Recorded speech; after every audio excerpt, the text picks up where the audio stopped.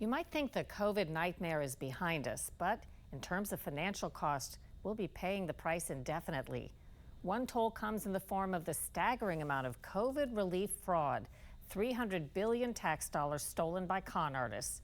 Mikenzie Frost reports. More than 5 years into the first COVID lockdown, COVID fraud cases continue to rack up. This was an opportunity that was maybe too good to pass up for a lot of criminals.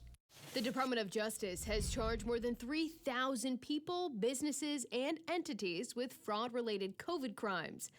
Sean Green is a lead prosecutor in the U.S. Attorney's Office in Maine. He says his office has prosecuted about 15 COVID fraud cases. The most common programs where we saw the fraud were in paycheck protection programs. Does one stick out to you? A gentleman named Mark Haley, he had applied for roughly $1.5 million worth of PPP funds. He succeeded in getting just over $1 million. He did this by filing a number of false applications. He did not have a real business. He did not have real businesses. He did not have employees. But his applications, of course, said what they needed to say to obtain the money. He was convicted by guilty plea. He was sentenced to a term of 18 months in prison and, of course, ordered to pay restitution for the full amount of the fraud. Some fraudsters don't act alone. The Government Accountability Office finds 46% of people convicted of COVID-related fraud were charged with conspiracy, suggesting involvement of an organized group. In Maine, Tyree Jones is an example. What Mr. Jones did is he went around New England, particularly Maine and New Hampshire, recruiting people he knew, saying essentially, hey, I can get you money from the government. All I need from you is your social security number, some of your personal identifiers.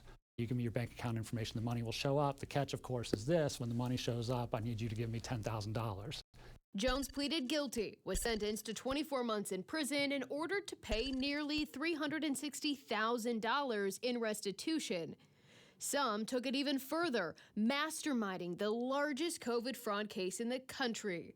We're following some breaking news right now. In the last hour, a jury has found the ringleaders of the largest pandemic aid scam in the country guilty on all charges. In Minnesota, 47 people face charges including conspiracy, wire fraud, money laundering, and bribery. The DOJ says the fraudsters got nearly $250 million taxpayer dollars meant to feed needy children and instead enriched themselves. And fortunately, legally, the statute of limitations has been extended to deal with two areas, particularly the Paycheck Protection Program fraud that I mentioned a moment ago, but also economic injury disaster loans. What do you think motivated these criminals? Opportunity and greed. The same thing that motivates anyone for any financial crime, I suppose. You had really a once in a generation, more than once in a generation disaster, a need for money to go out immediately. The application process was not particularly difficult. The applications were submitted online. They were submitted to third-party lenders who would underwrite and issue the loans, and they were fully backed and guaranteed by the SBA, the Small Business Association.